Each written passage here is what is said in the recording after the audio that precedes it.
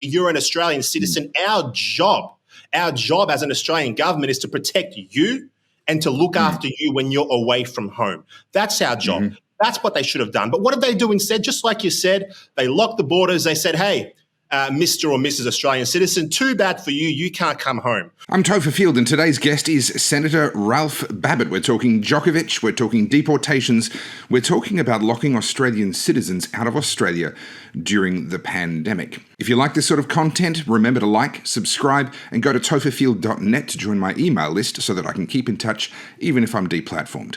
Now here is Senator Babet. Well, Senator Ralph Babet, thank you so much for making the time. Really appreciate it.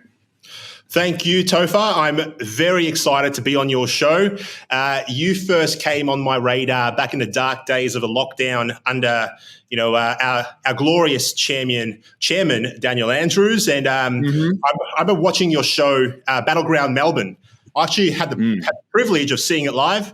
Fantastic show. You gave hope to many, and I'm very proud and I'm very happy to be here with you today, mate. Well, thank you. Look, I appreciate that. We certainly have the shared experience of having been in Danistan, and that's something that, it's like that, the last line out of Platoon, you don't know, man, you weren't there. It really is one of those sorts of experiences.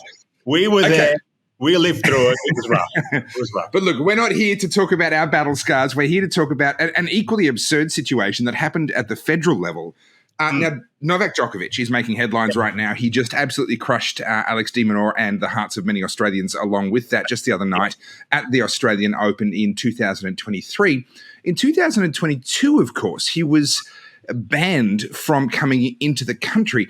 Now, what's your understanding of the powers that the immigration minister used there? It's claimed that it was a paperwork issue, but I don't believe that was the case. Well, at the end of the day, it wasn't a paperwork issue as many people might have originally thought. Now, a bit of background about Novak Djokovic, one of the most winningest players in the history of tennis, 54 majors, quarterfinals, 9 Australian Opens, 21 majors. He's actually won a record 25 straight Australian Open matches. I am a bit of a Djokovic fan.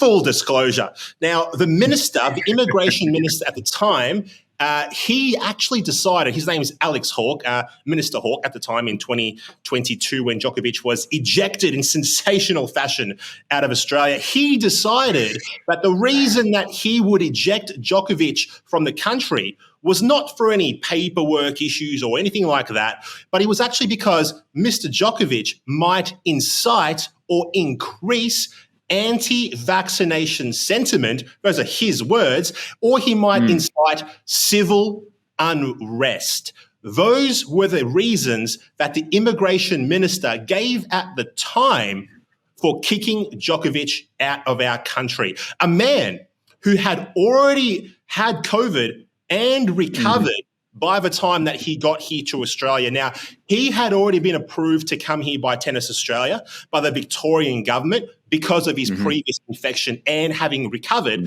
But when he got here, the Australian federal government stepped in and said, hey, you know what? Previous infection is not a valid reason for getting a medical exemption. You need to be jabbed at least once before we allow you to enter the country. Absolutely ridiculous, massive government overreach, I think. And today we know that if you've had a previous infection for COVID-19, well, you're basically covered. You've got more protection than what you have if you take the injection.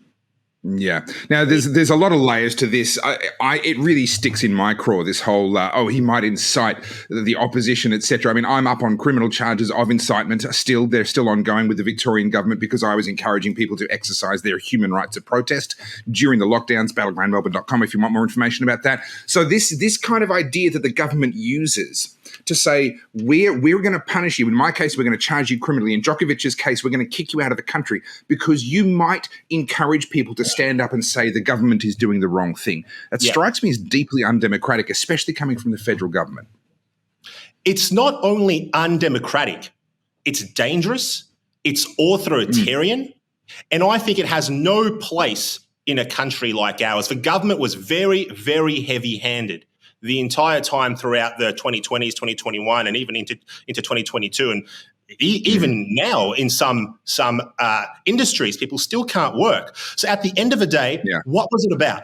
It wasn't about, Mr. Djokovic could potentially come here and spread COVID-19. No, that's not what it was about. It was about this man has the potential to encourage other people to stand up for their rights, to say, to steal a phrase from the left, my body, my choice, to encourage people to potentially start saying these kinds of things in the street. That's what the government didn't want. They didn't want a challenge to their authority, a challenge to their rule. Now, I will remind people that this all happened under a Liberal government. A Liberal government is who did this. The Liberal Party did this. The Party of Freedom, supposedly, the Party of Menzies, the party that supposedly, values individual rights, free enterprise, and all these kind of things, all these niceties that they talk about on their website. For anyone who hasn't seen it, go onto their website and have a look at their We Believe statement.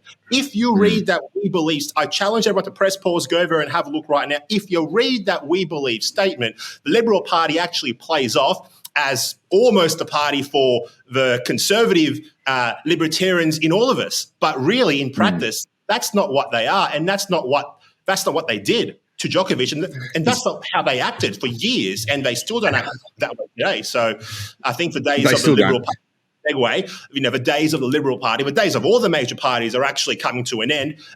They probably don't realise it yet, or perhaps they do, but we do need change in this country, and we do need to go in a different direction, and we need to step away from the Liberal Party, we need to step away from the Labor Party, and we need to find parties that actually care about us and care about our values and care about traditional Australian values. Really, yeah.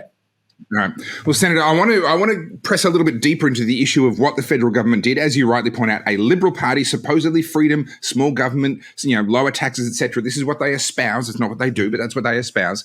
A Liberal Party chose to lock Australian passport holders out of Australia. This is where I want to go with this, because Djokovic got a lot of attention, but there are people whose lives were ruined, who are financially potentially never going to recover from what the federal government did to them, to Australian citizens. Can you break down a little bit of what happened at the height of their madness? Look, at the end of the day, no Australian government should ever deny Australian citizens from coming home. It could have been handled in so many other ways, in such better ways. They could have said, look, go ahead and have your PCR test, as an example.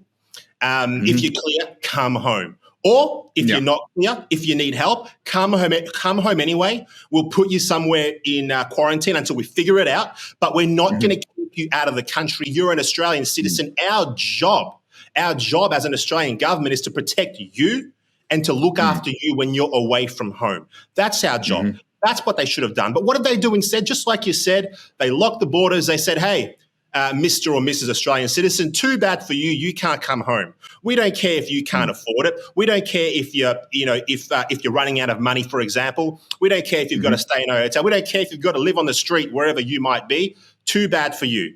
That's not what the Australian government should be about. The Australian government should care about the Australian people first and foremost. That's what they should do. This strikes me as just a complete betrayal of trust, a complete betrayal of one of the most fundamental premises of citizenship. We are told that it's our responsibility to pay our taxes because of all the wonderful things that our government does for us. That's the narrative. I've got my own attitudes towards that, but that's the narrative. And here we see the Australian government with the goal to lock Australians out. How do we unscramble this egg, Senator? Right. Look, how do we fix this trust issue? Egg is scrambled. It's scrambled. It's got some bacon in there. It's got some onion in there. It's cooked. It's ready to. Actually, that sounds quite nice. The only way that we fix this mess that we're in, and we are in a mess, we're in a bind. The only way that anything gets better is if the average person at home that's watching this video shares this video, first of all, with their friends, and gets their friends interested in what's going on in our country. But most importantly, the people watching this video right now have to take an interest in the political process. You got to take an interest. How many senators do we have in our country? We've got 76 senators. How many of those senators do you know by name? One of them, two of them, three of them, five of them maybe? What about the rest? If you know five of them, what about the other 71? What are they doing for you? So take an interest in who governs you. Take an interest in the laws that are passed, not just the ones that get media attention here and there, or splash up on social media. You might see one here and there, but really have a look at it. And when the next election comes around, get involved. Join a party of your choice. It doesn't have to be the United Australia Party. It can be one of the other minor parties. But have a look for a party that aligns with your values and that are going to be if elected, are going to be going to Parliament and fighting for you. Stop voting for Labor. Stop voting for the Liberal Party. Stop voting for the Greens and that establishment mob, and choose parties that represent you. But most importantly, take an interest. Join a party. Join a party. Go to the meeting.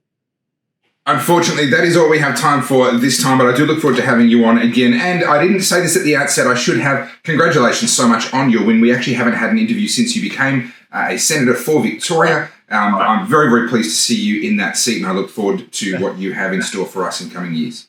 Thank you, Topher. I enjoy all of your content. I'm a subscriber, and everyone who's watching this and not subscribe to guys like Topher Field. Show them some support, share their videos, hit the like button, leave a comment. That's all you need to do for now. And, I'll see you on the flip side. And I'm here to fight for you in Parliament every single day. And I'm accessible. Get on my Facebook and send me a message if you want to talk to me. We'll make sure we include links on how to contact you in the show notes for this particular episode. Senator Ralph Babbitt, thank you so much. Thank you, sir. Bye-bye.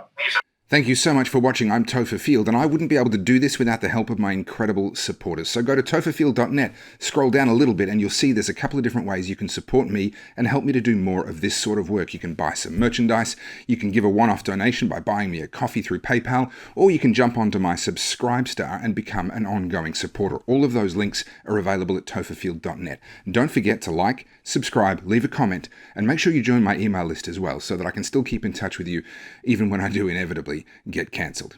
Thanks for watching. I'll see you in the next video.